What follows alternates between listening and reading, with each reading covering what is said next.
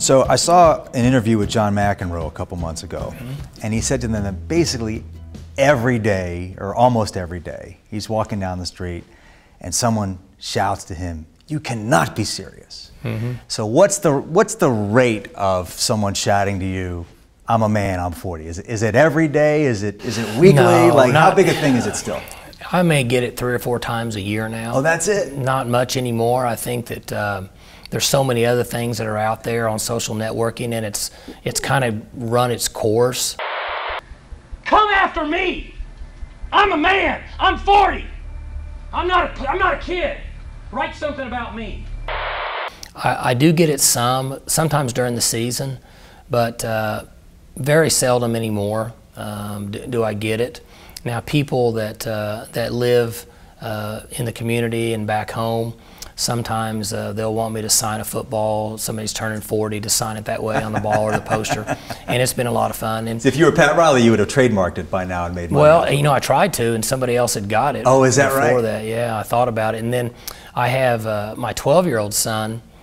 He has it memorized, where he can do it, and sometimes I'll catch him doing it in the family room with his buddies in there, and he can do it almost just to a T. So I actually hear it more there than I do anywhere else. You know, one thing that really struck me about the reaction, I'm not even saying judgment good or bad, but to me, from where I said, and I'm just curious if this was your perspective, I felt like the reaction to it was overwhelmingly on your side. Like, oh, sure, I felt yeah. like it was very, and I'm in the media, people are not eager to defend media folks, you know, right. So did you feel that same reaction? Oh, no question. You know, people say all the time, if you look back, would you change anything? The only thing I would have changed is that in our profession, it's never good to get angry. And so we should be able to give our information and say what we need to say without getting angry. And I got angry as the rant, so-called, went on because it frustrated me more that it happened. So that would be the only thing that I would change. There's a statistic out there that from that point on, our percentages of wins, losses, bowls, being ranked in top 20 in the country in recruiting classes went through the roof. And so I think it was one of the turning points in Oklahoma State football and in my career as a head coach. Well, you talked about it helping you with recruiting. No question. That it came up on recruiting visits. How do those conversations? Are people that still happens afraid to raise it, or are they? No, they bring it out, and that still happens to this day because it comes from the moms and dads, and the moms and dads obviously are older, and so they remember that. And I think, and our approach at Oklahoma State has been that in recruiting, we take young men and we want to treat them just like we would our own sons. And I think they appreciate having somebody that's a teacher or a coach who's in authority that's going to stand up for their son. And that's never easy to do, you know, especially in society and where we live today with social networking, and everybody has an opinion. And at times on social networking, people have an opinion, they have to put their name on it. So that's easy to do. And Most of the times they don't put their name on it. Yeah, I mean, you know, you and I have to put our name behind what we do. A lot of those people don't. And I think parents appreciate that during that time.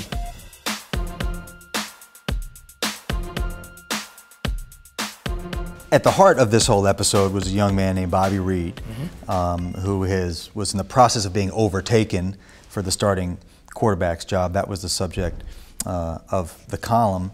And in the wake of this, Bobby left Oklahoma State and went on to another school to finish playing. And he left with some bad feelings, as happens when guys lose their position. And gave, you know, lengthy interview to ESPN The Magazine, and said that rant basically ended my life. That was his quote. He said it didn't feel genuine.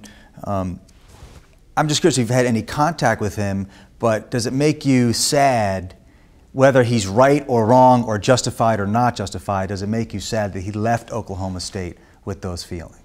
Anytime we have a player that leaves Oklahoma State and doesn't have a great 4-year experience, it bothers me, because I want each player and each young man to have a great 4-year experience at Oklahoma State. Bobby now works for me in offices right across the hall from me. I hired him 2 years ago, and he's come back, and he's been in our high school relations department, and he's now a graduate assistant for us working on defense. And about 1.5 years ago, he called me and wanted to fly to Stillwater and come in my office and sit down and visit. And we had a great talk for a couple hours, and I said, you know, if you ever get out of what you're doing now and you want to coach, give me a call. And he did, and so he's now been working for me for over a year. And we had a great conversation, and Bobby was young, and at times we say things that we don't necessarily feel or know are the truth because we grow and we learn. And so we have a great relationship now, and he's doing very well coaching for us. What did you learn from that conversation with him that maybe you could have done better in communicating how you felt to him? You know, well, one thing that I have learned, and you'd mentioned doing this for 10 years, being a head coach, is one, to be patient. Two, as we talked about earlier, you're never going to make everybody happy. And the hardest decisions to make are the ones that people don't agree with.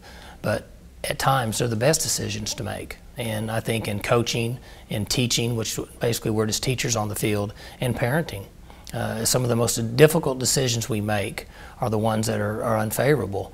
And so I learned to just listen and to take everything in and think things through, because there's a number of times I'm wrong just like everybody else. And there's a number of times that I've called people, that coaches that work for me, players, parents, media, and said, listen, I was wrong. Forgive me, let's try to work this out and move forward, because we all know that it'd be almost impossible for us to not make poor decisions at times. But you have to make a decision. You know, Boone Pickens always said, you got to aim and shoot. You can't keep aiming. Eventually you got to shoot. And in making decisions, that's the way it is. You just got to make a decision and go with it.